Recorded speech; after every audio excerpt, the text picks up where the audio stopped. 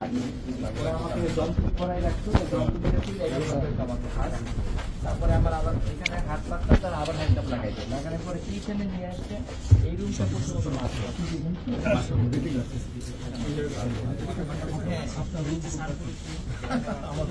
তারপরে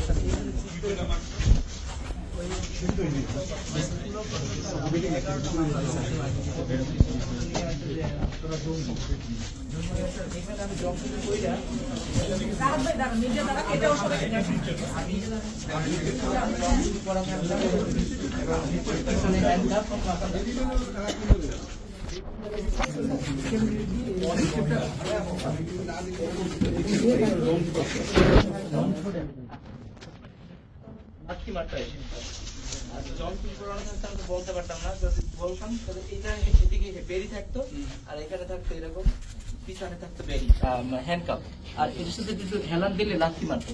তার এক সাইডে আসছে একদিন এসে আমাকে একটা লাথি মারছে, বলছে এই এরা ঘুমায় কিভাবে, ঘুমানোর সুযোগ পায় কিভাবে, মানে 7 দিন একই জায়গায় একইভাবে এরকম থাকতে পারতো। আর ওই হ্যান্ডকাপটা যখন খুলতো মানে শুধু উঁচু করার জন্য উপাসে যেতাম। তারেক সাইড, হ্যাঁ তারেক সাইড, এখান থেকে তোমার ডাকতো এই রুমটা নিয়ে যেত, এই রুমটা নিত। এখানে ছিল স্যার মোফাজ্জল হায়দার চৌধুরী মায়ের জামাই।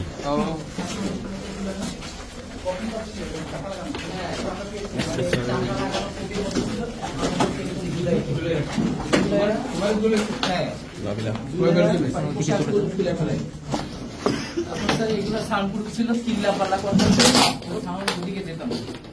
আর এখানে ছিল বিভৎস অনেক ছবি, অবস্থা তাই হয়। আর এখানে একটা বিশাল বড় চেয়ার, যেটা আমাদেরকে আনতো বাইরে, তারপর বলতে এরেছিল নাসার সিরিনা আর মারতো, এরেছিল নাসার সিরিনা তো দেখি না, চিনবি এরেছিল নাসার সিরিনা।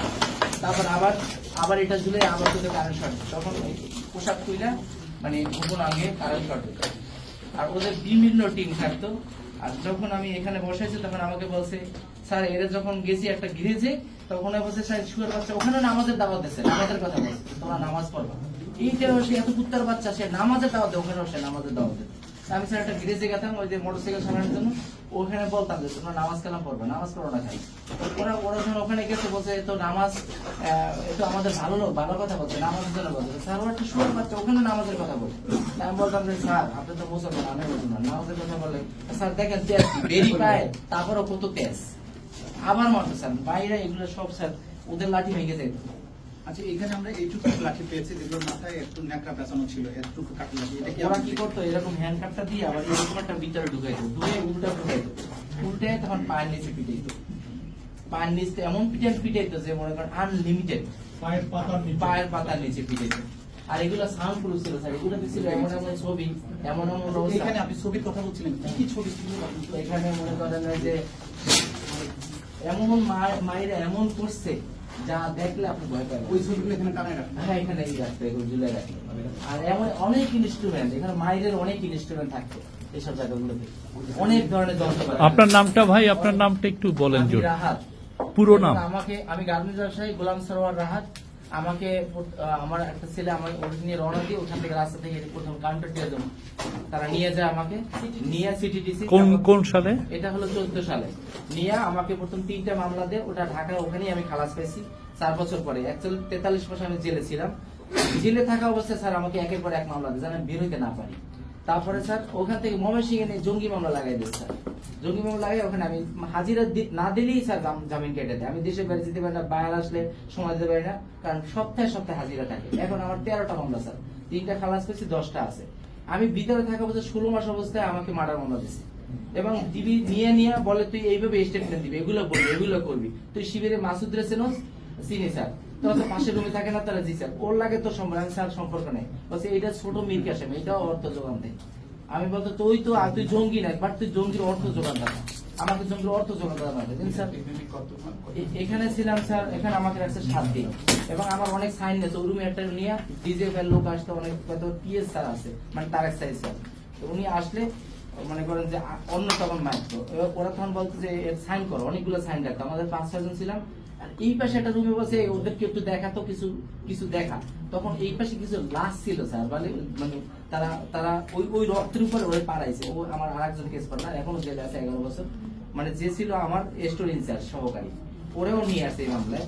এবার আইনে ওখানে তাকে এরূপে হাঁটাইছে, আমাকে বলে, আমি জিজ্ঞেস করলাম যে কি বলছে, অনেকগুলো লাশ ওখানে, আমি কিরম কিরম লাগতেছে, বলছে কি লড়ে চড়ে না, দেখছো এরকম। আর ওই সময় স্যার ওরা খুব ইমোশনাল ছিল যে এগুলাকে মানে কোথাও ফালাবে বা কিছু করবে, কিন্তু আমরা ক্যালকুলেশন করতে পারি না যে কোথায় কারা কি। আর স্যার গন্ধ পাইতাম, আর রাতের বেলা অনেক কান্নার সাউন্ড পাইতাম, বাবা গো মা গো সাউন্ড পেতাম, ওই সেটটা সাউন্ড গুলো গন্ধ পেতাম না, গন্ধটা হলো একটা দুর্গন্ধ থাকতো। আমরা বলতাম স্যার গন্ধ পাইতো, একটু কিছু মানে ধরো স্প্রে করে দিত। তারপরে জানলাম জেলে যাওয়ার পরে যে একজনের শরীর পচে গেছে এবং ভিতরে সে মারা গেছে। তার নাম ছিল কি যেন একটা নাম, ওই এখানেই মারা গেছে সে। তার শরীর পচে গন্ধ আসতো, ওই টাইমটা ছিল। এবং আমরা যারা ছিলাম ম্যাক্সিমাম 8 মাস 9 মাস 1 বছর 2 বছর এখানে ঘুম থাকতো, ওরা বলতো আপনারা আপনাদের সাউন্ড শুনতাম, কথা বলতাম, মানে ওরা বুঝতো যে আমরা আসছি এখানে। এবং ওই রুমটাই নিয়ে স্যার আমার অনেকগুলো সাইন নেই। স্যার বলেন স্যার আমার গার্মেন্টস 1 টাকা, তখন আমার 1 টাকা গার্মেন্টস স্যার। তো আমি বুঝছি যে তখন বের হওয়ার পর স্যার একটা টুল টেবিলও পাই নাই, সব নিয়ে গেছে স্যার, সব নিয়ে গেছে। এবং ওখানে স্থানীয় যারা দল করে ওরা সব এগুলো স্যার লুট করছে, আমি কিছুই পাই না স্যার।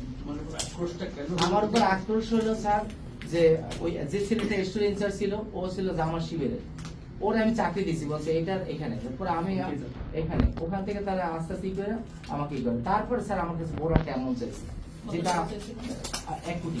আমি তখন ব্র্যাক ব্যাংক থেকে 1 কোটি 40 লাখ টাকা বাড়ি মর্টগেজ করে ব্যাংক লোন নিয়েছিলাম। আমি 60 লাখে রাজি হয়েছিলাম, কিন্তু বলছে না এখন আর সম্ভব না, দেরি করে ফেলাইছিস। তারপর বলছে একটা মামলা দেবো, কোনো ভয় নাই। একটা মামলা দেওয়ার কাছে হাতি ছেড়ে নিয়ে উল্টা পাল্টা গাড়িতে গুলি করছে। আমার একটা গাড়ি ছিল হোন্ডা অ্যাকর্ড, ওই গুলি করে নিজেরা পিছনে কিছু বিস্ফোরক দিয়ে লোকজন ডাকছে, দেখো তো এই ডালাটা করবো, তোমরা একটু উপস্থিত থাকো। তখন কিছু গুলি কিছু বিস্ফোরক দেখে বলছে এদের কাছে এটা পাওয়া গেছে। তো একটা মামলা কেন্দ্র করে একটা জঙ্গি মামলা দিয়েছে, সাথে 2 অস্ত্র বিস্ফোরক মামলা দিচ্ছে। সেগুলো স্যার 5 বছর পরে এই 24 সালে খালাস পাইছি, তবে এই 5ই আগস্টের আগে আর কি খালাস পাইছি। কিন্তু এখন ময়মনসিংহের মামলাগুলা বা বিভিন্ন ডিস্ট্রিক্টের মামলাগুলো স্যার এখনো আছে। এখন স্যার আজকের এখানে আসা স্যার যেন আমাদের মামলাগুলা স্যার শেষ হয়, কারণ এগুলা দিয়ে স্যার কাজ করতে পারে না। ইমেজ নাই, আত্মীয় স্বজন সবাই জানে যে জঙ্গি মামলা খাইছি, এবং মানুষ এখনো হিট করে যে এরা তো এখন একটু ভালো আছি, কিন্তু আগে তো এগুলো নিয়ে মুভ করতে পারতাম না, জঙ্গি। তো কি বলবো, মানে আমাদের প্রত্যেকজন সাফারার যারা আমরা আছি টাকার জন্য অনেকেই বের হইতে পারে না, আমাদের কিছু